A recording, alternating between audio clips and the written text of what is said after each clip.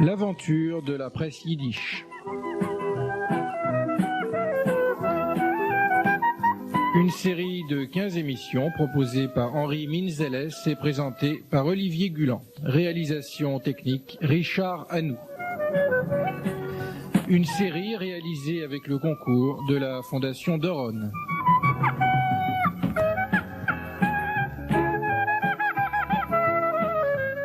Henri Minzeles, bonjour. Bonjour. Au cours de notre première émission, nous avons évoqué la genèse de la presse yiddish. Aujourd'hui, nous consacrerons cet entretien à la politisation, très grande politisation de cette presse dès le départ.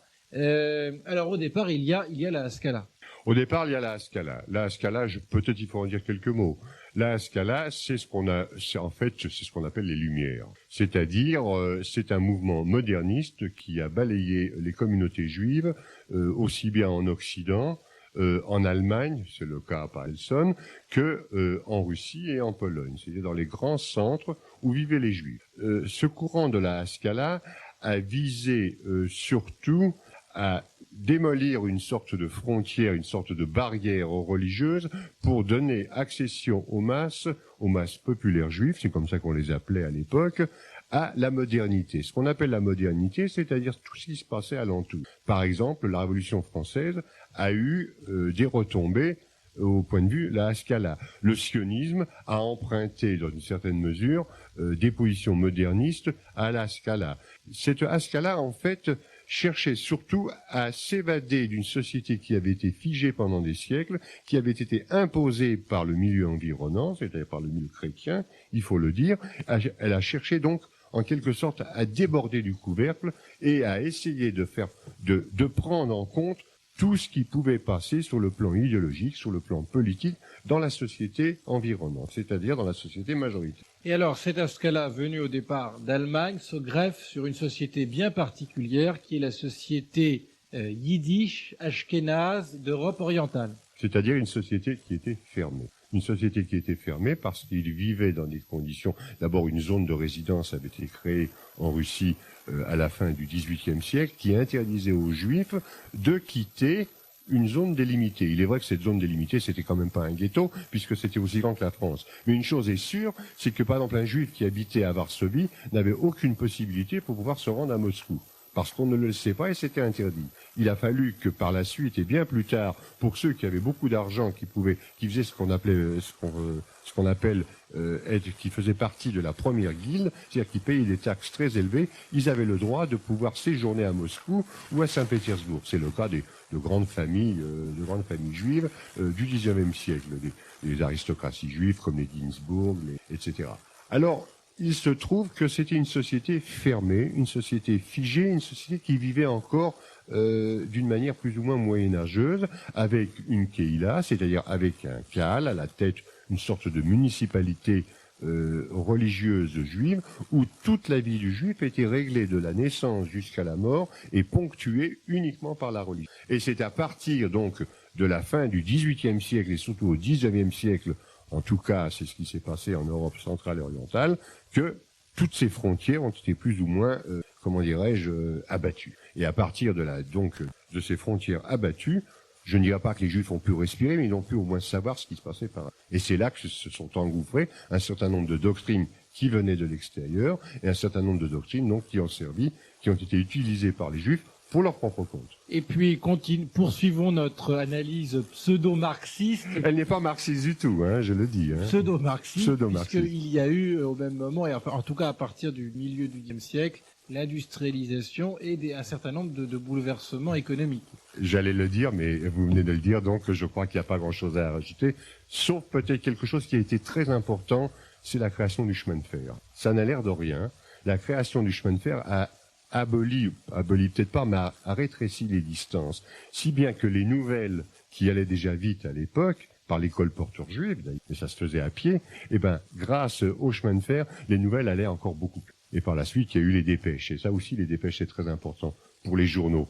car les dépêches, ce sont les télégrammes, c'est le téléphone, c'est tout ce qui s'ensuit. Une nouvelle, quelque chose qui arrive, par exemple, à Novosibirsk, et ben le lendemain, on en parle à New York. Ça, c'est extrêmement important. C'est ça le rôle du journalisme. Et c'est ça le journal. Mais ça, je vous apprends rien. Vous êtes un journaliste, vous le savez. Bon, alors, donc, ce mélange idéologico-économique donne naissance à un certain nombre de courants d'idées et progressivement, et à travers la presse yiddish également, à des courants politiques. Oui, mais alors, avant d'arriver dans les courants politiques, je crois qu'il faut peut-être ouvrir quand même une parenthèse pour expliquer que les Juifs parlaient le yiddish dans cette zone de résidence ou dans des pays comme la Roumanie ou comme l'Allemagne de l'Est à l'époque ou comme la Hongrie jusqu'à la fin du XIXe siècle ou là en Lituanie, dans les pays baltes, mais il ne faut pas croire que c'était la seule langue. Les gens ont toujours l'habitude de dire ils parlaient yiddish, mais ils ne parlaient pas que le yiddish. Ils parlaient le yiddish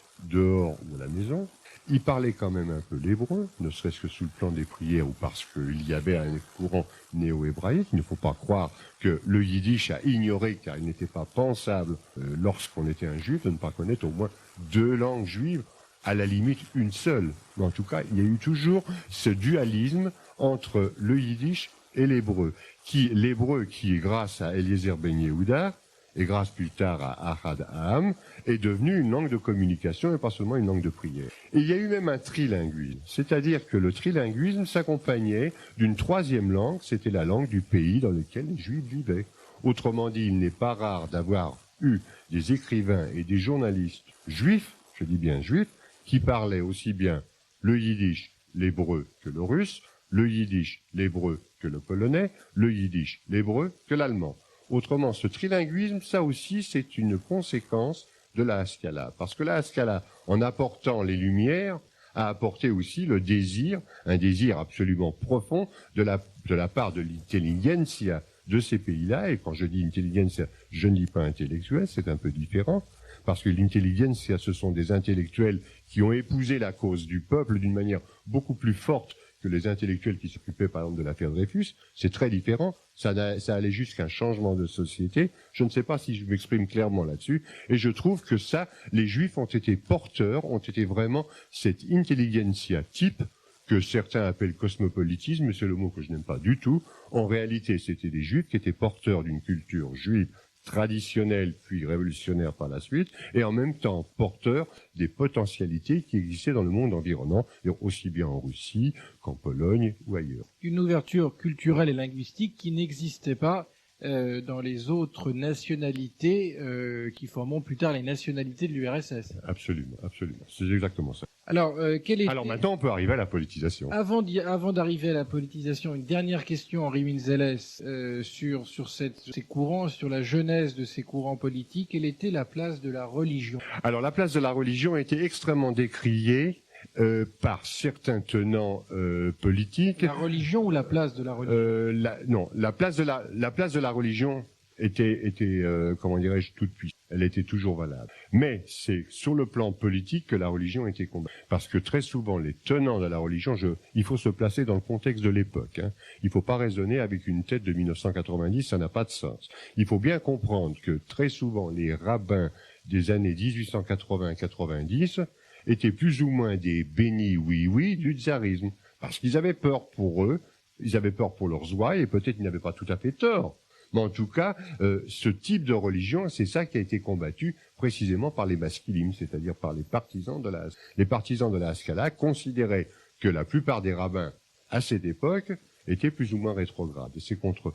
Ça ne veut pas dire qu'on bouffait du rabbin, ça c'est une chose qui n'existe pas. Les gens. Mais on les attaquait, c'est-à-dire on regrettait que les rabbins de l'époque n'arrivaient pas, en quelque sorte, à s'habituer à ce changement de société qui était en train de s'opérer en Europe centrale et en Europe orientale. Et c'est de là, justement, que la place de la religion était toute puissante. On ponctuait tous les événements religieux, que ce soit Pessah, que ce soit Rosh Hashanah, Kippour, Hanouka, etc. Tout ça, cela est. Mais ce qu'on combattait, c'était parfois la manière dont les rabbins acceptaient tous les oukas qui venaient du pouvoir russe, du pouvoir. Est-ce qu'on peut dire que c'était le premier combat mené en Europe orientale par les maskilim? Je pense que oui, et ça s'est manifesté d'une manière très simple et très, très forte, c'est par les écoles. les écoles qui très souvent étaient soit les Chedarim de l'époque, les Talmud Torah ou les Yeshivot, ont été combattues par les Maskilim qui voulaient les remplacer par des écoles,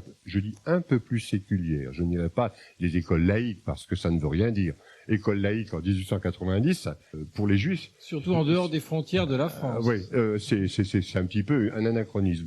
Mais par contre, séculière signifie quelque chose. C'est-à-dire qu'on voulait faire passer un message beaucoup plus universel que ce qui existait sur le plan religieux à l'époque, qui était beaucoup encore englué dans certaines survivances d'un autre âge. Par exemple, les Maskilim se sont élevés avec force contre les tzadikim, contre les rabbins dits miraculeux. Ils ne pouvaient pas accepter la personnification de Dieu vers un homme. En gros, c'était ça qu'ils reprochaient. Et ça, les Maskilim n'en voulaient pas. Et donc, par le biais des écoles qui ont été des écoles séculières, où on apprenait l'allemand, où on apprenait des sciences profanes, eh bien, ça allait tout à fait à l'encontre des Chedarim traditionnels qui existaient à cette époque-là. Où l'on apprenait l'allemand et pas le yiddish. Où on apprenait l'allemand. Mais c'est à partir de l'allemand qu'après, on s'est aperçu qu'après tout, l'allemand était en quelque sorte une langue, disons, aristocratique, tandis que le yiddish était une langue peu. C'est-à-dire que par l'allemand, on pouvait accéder, disons, au Wissenschaft, à la science, et par le yiddish, on pouvait tout simplement accéder à ce qui formait vraiment l'épine dorsale du peuple, c'est-à-dire du peuple juif. Donc il y avait également une dimension idéologique dans ce retour au yiddish. Bien sûr. Im Ausruf von Bonn im Jahr 1897 der Herren sich neue Tenor und neue Lieder, der Arbeiter in Fabrik, die Neiterin in Heu, der Schuster bei seinem Werkstatt und der Schmied mit seinem Hammer. Der Heiden man hoffen, als es kennt und als es wird das Sof nennen, zu sehr leiden.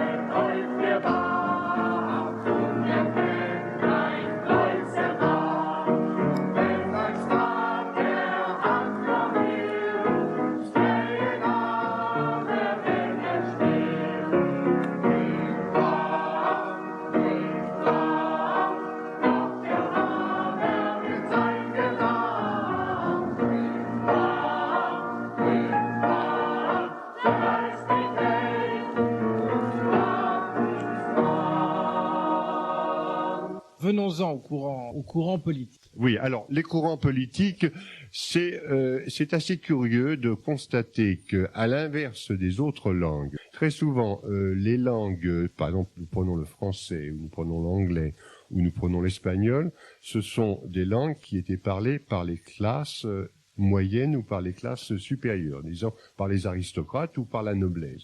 Ce sont eux qui ont formé le français moderne. À l'inverse, c'est l'inverse qui s'est produit pour le yiddish. Ce sont les classes populaires, les masses populaires, qui ont en quelque sorte été porteurs d'une nouvelle culture, d'une espèce de contre-culture à laquelle les intellectuels, enfin du moins l'intelligentsia juive, s'est pliée, parce que l'intelligentsia juive, pour se faire comprendre des masses, a été obligée de parler yiddish. Autrement dit, a été obligée de réapprendre le yiddish que certains avaient oublié. Parce que avec ce courant de la Haskalah, et c'est là qu'on trouve, c'est un peu ce ricochet de la Haskalah qui a remis le yiddish en l'honneur, alors que pendant les premières périodes, il l'avait plus ou moins, je dirais pas en horreur, mais enfin, il le méprisait, il méprisait le yiddish. Donc c'est revenu sous le tapis. Et alors, les principaux leaders du mouvement ouvrier juif en formation à cette époque ont donc utilisé le yiddish pour se faire comprendre des masses et pour faire passer le message qui à l'époque était un message marxiste. À travers la presse. À travers la presse. Alors là, on va quand même revenir à la presse,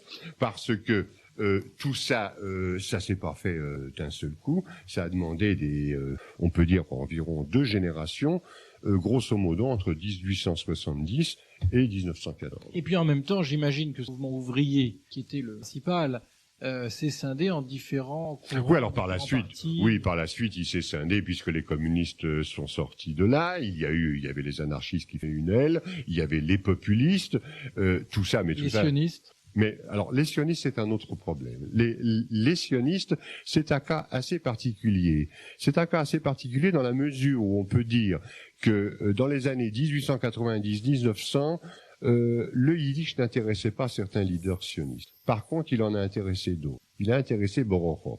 Borochov, dont tout le monde a entendu parler, mais j'en dis comme un mot, était le leader des Paletsis. C'était donc un homme d'extrême gauche par rapport au sionisme officiel, c'est-à-dire par rapport à Herzl, qui représentait un peu le sionisme bourgeois. Lui, c'était un sionisme révolutionnaire. Et cet homme s'est aperçu que lui aussi était obligé de parler le yiddish pour être compris des masses. Donc, autrement dit, le sionisme est entré, si je puis dire, a été la locomotive qui est montée a été toute une pléiade de militants qui sont montés dans le train en marche. Dans le train en marche parce que, et c'est comme ça qu'ils ont réussi à ravir une bonne partie de la clientèle ouvrière qui a délaissé le Bund pour aller chez les sionistes ouvriers, pour aller chez les sionistes de gauche. Ils ont appris le yiddish pour demander aux gens de devenir hébreux.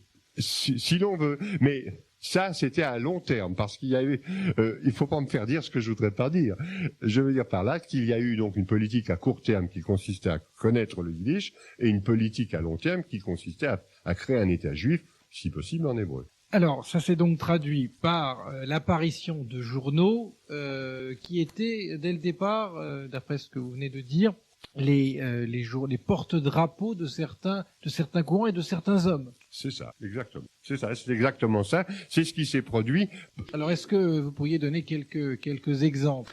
Je vais en donner, par exemple, il y en a un qui s'appelait le Arbeiterstimme, ce qui veut dire la voix des travailleurs. Par la suite, il y en a un qui est devenu malheureusement très célèbre en Union soviétique, qui s'appelait Der Emes. Der Emes, c'est la vérité, c'est-à-dire c'est la traduction yiddish de la Pravda, qui veut dire la vérité aussi. Mais ça, c'était à l'usage des masses juives. Et ce sont des journaux significatifs et tout à fait typiques de l'époque. Et ce qui est intéressant aux États-Unis, c'est de signaler que les premiers journaux qui ont paru avaient toujours des poèmes, des proclamations ou des œuvres écrites par des écrivains révolutionnaires. Je pense par exemple à David Pinsky, qui a écrit La famille Tzvi. Je pense à des poètes révolutionnaires comme Maurice Rosenfeld, ou comme David Edelstadt, ou comme Winchevsky, qui en même temps, leurs poèmes, c'était pas des poèmes seulement de circonstances, c'était aussi des poèmes de lutte et des poèmes de combat. Et ça, c'est paru dans les journaux, dans les feuilles qui paraissaient aux États-Unis. Et je pense que c'est important. Et de la même manière que ce que je viens de citer en donnant des exemples en Pologne, on retrouvait donc ces exemples aux États-Unis. On les a retrouvés d'ailleurs dans d'autres pays, puisque au fur et à mesure qu'il y avait des émigrations, les gens partaient, si je puis dire, avec leur bagage intellectuel à la semelle de leurs souliers,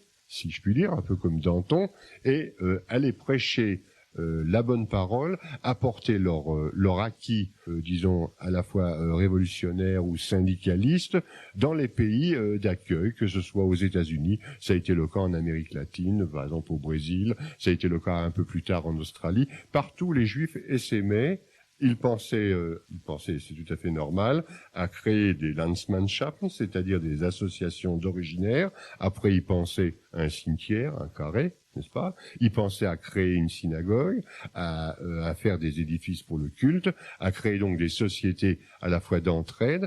Ils pensaient aussi au syndicalisme et ils pensaient à se cultiver l'esprit, à avoir des nourritures spirituelles, et le journal en faisait partie. Le journalisme juif, justement, a été très typique de cette orientation idéologique de ces gens. Henri Minzela, je vous remercie. Au cours d'une prochaine émission, ce sera la 3e, nous parlerons de la mise en place de 1880 à 1920, une presse yiddish dans les différences du Yiddishland.